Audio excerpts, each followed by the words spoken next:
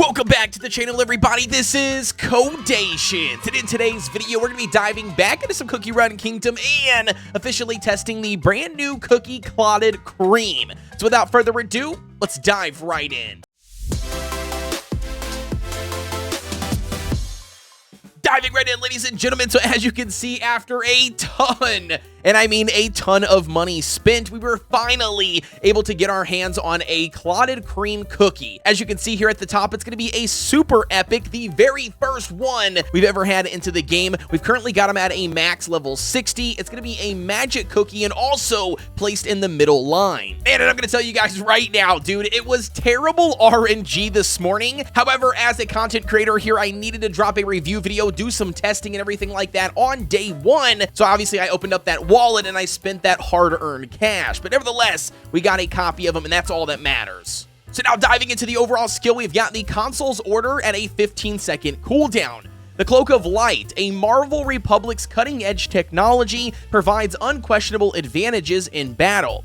Upon utilizing his skill, Clotted Cream Cookie projects the light cage onto the nearest enemy, targeting cookies first, blocking buffs, and dealing area damage. And as we already spoke about in our patch notes video, man, this guy with the skill is absolutely insane. Essentially, he's going to be providing not only AoE damage, but also going to be targeting the enemy that is the closest to him at the time of using his skill, cage that enemy, prevent them from receiving any sort of buffs or even attacking, and then push them all the way to the very back. The light cage can be projected onto cookies resistant to interrupting effects and prevents them from receiving removable buffs. The light cage will also inflict extra damage relative to the target's HP at the end of its duration.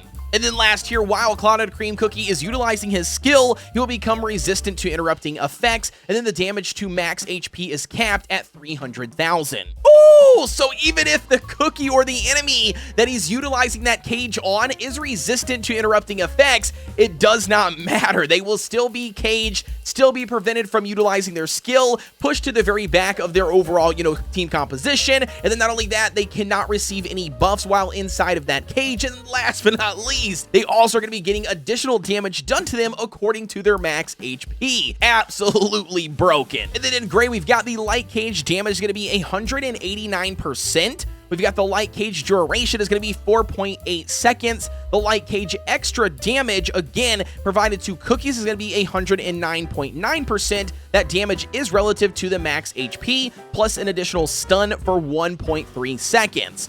Other enemies outside of cookies are going to be 1.3% damage relative to their max HP, again, with a 1.3 second stun. And then we've got periodic damage duration is going to be 1.4 seconds, and it's going to equal up to 22 ticks. And then last but not least, we've got total periodic damage is going to be 539.9%. And I'm going to tell you guys right now, man, from this morning's live stream when we first summoned them and got to be able to do some testing on them via the live stream, it was absolutely insane. I mean, 22 ticks of damage, caging one of the enemies, pushing them to the back, preventing them from utilizing their skill, stunning them, then also causing additional damage to them at the end proportionate to their HP. Absolutely nasty. Alrighty, so then officially diving into some toppings here, the very first set we're going to be testing, and that's going to be a full searing raspberry set, because again, Clotted Cream and their skill is very, very DPS and damage oriented, and also being a magic user, I'm kind of just treating it along the same lines of like Frost Queen. So we're going to be jumping in here and testing this out and see just how much damage can be done utilizing a searing raspberry set. And obviously here for the overall substats, we're going to be looking for as much attack as we possibly can get,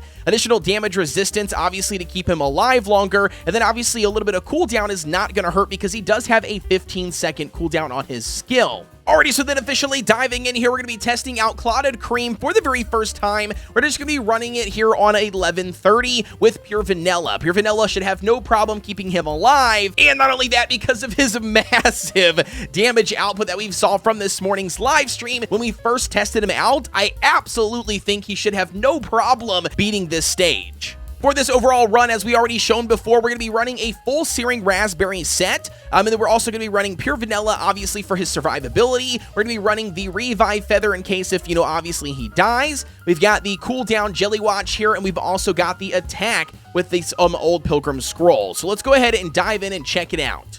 Alrighty, so officially diving in here to stage 1130, we're going to turn off the auto button, and I want to just show you that his basic attack is going to be a single target, as you can see here, and it doesn't look to do a, like, mega ton of damage, at least not at this stage. Let's turn on the his ability here, and let's see. So he does actually pop that off, and as you can see here in the back, he's going to select the enemy that was the closest to him, shoot him to the very back of the entire battlefield, cage them, which obviously prevents them from doing any sort of attacking or receiving any sort of buffs, and he's just going to be doing megaton of AoE damage to everybody else outside of that cage, on top of obviously doing a megaton of additional damage to the enemy that is in the cage. All right, so let's go ahead and play this out. And as you can see here, he just obliterated them as I was expecting. We're going to go ahead and turn on the auto button here, let him utilize his skill when he can. But you can see here that his single target damage, or at least his basic damage, is not too crazy.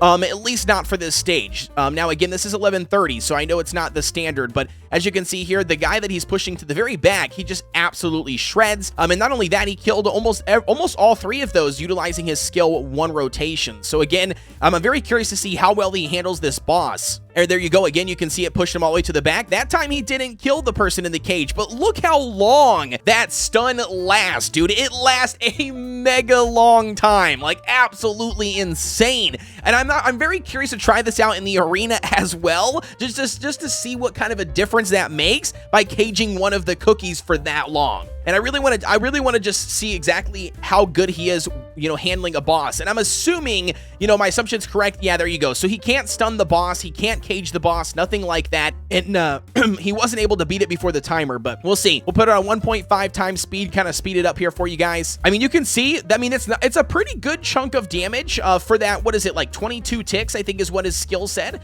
So 22 ticks worth of damage. And again, we are running a full searing raspberry set for this run. So this would be maximizing his damage. And I believe my searing raspberry set is like 50-something% attack. So it's not a shabby, not a shabby attack set. So as you can see here, we're already down below 1 minute mark, and we don't even have the boss halfway. And as you can see here, we're just going down, and we've only got, what, 35 seconds left? I mean, we might be able to pull it off. I mean, we might be able to do it. No, I don't think so. We've only got 24 seconds left, 20 seconds left, and we've still got over, well, approximately a quarter. Ooh, it's gonna be close. It's gonna be close. The Royal Gardener, can we knock you? 4 seconds? No way. Skill one more time? And that is time.